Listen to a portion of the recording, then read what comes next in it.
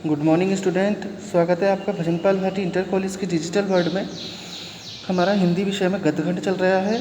पहला ही पाठ है, पाठ 1 मित्रता। इसके लेखक आचार्य रामचंद्र शुक्ल।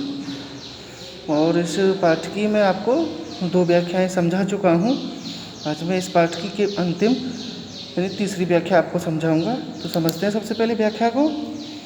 मित्र केवल उसे नहीं कह सकते जिसके गुणों की तो हम प्रशंसा करें पर जिसे हम स्नेह नहीं कर सकें, जिससे अपने छोटे छोटे काम तो हम निकालते जाएं पर भीतर ही भीतर घृणा करते रहें। मित्र सच्चे पथ प्रदर्शक के रूप के समान होना चाहिए जिस पर हम पूर्ण विश्वास कर सकें। मित्र भाई के समान होना चाहिए जिसे हम अपना प्रीति पात्र बना सकें। हमारे और मित्र के बीच सच्ची सहानुभूति होनी चाहिए। प्रिय छात्रों, इसमें लेखक के अनुसार सच्चा मित्र वही है जिसे हम हृदय से प्रेम करें। यदि किसी व्यक्ति से हम अपने छोटे मोटे काम तो निकलवाते रहें किंतु मन ही मन उसके प्रति घृणा का भाव बनाए रखें तो उसे हम अपना मित्र नहीं कह सकते। मित्र के प्रति यदि मन में प्रेम नहीं है तो वह मित्र नहीं है।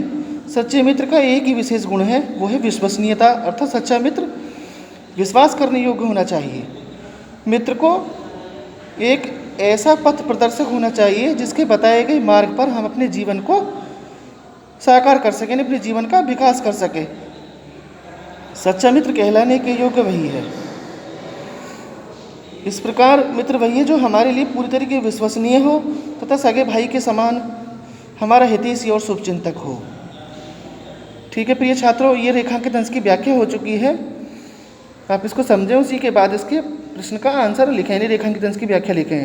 पहला प्रश्न वही होगा इसमें। उपयुक्त गद्यांश के पाठ में लेखक का नाम लिखिए। पाठ मित्रता, लेखक आचार्य रामचंद्र शुक्ल। जिस प्रकार से मैंने इसमें लिखा है आपको भी अपनी नोटबुक में इसी प्रकार से लिखना है। प्रश्न नंबर 2, रेखांकित अंश की व्याख्या कीजिए। उत्तर में आपको हेडिंग डालिए रेखांकित अंश की व्याख्या। और आपको मैं अंतिम वीडियो में ये समझा दूँ कि ये जो पूरा पैराग्राफ है आपको पूरा पैराग्राफ नहीं उतारना है। इस पैराग्राफ की केवल ये 2-3 शब्द जैसे मित्र केवल उसे नहीं, उसके बाद आपको डैश डैश लगा करके और अंतिम लाइन सहानुभूति होनी चाहिए, ये कर देना है। उसके बाद आपको हेडिंग डालनी है रेखांकित अंश की व्याख्या, जो मैं आपको इस वीडियो में समझा चुका हूँ।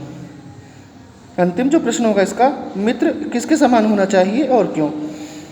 तो मित्र भाई के समान होना चाहिए क्योंकि वह हमें सदैव सत्य के पथ पर अग्रसर कर सके, यानी हमारा हितैषी और शुभचिंतक बना रहे।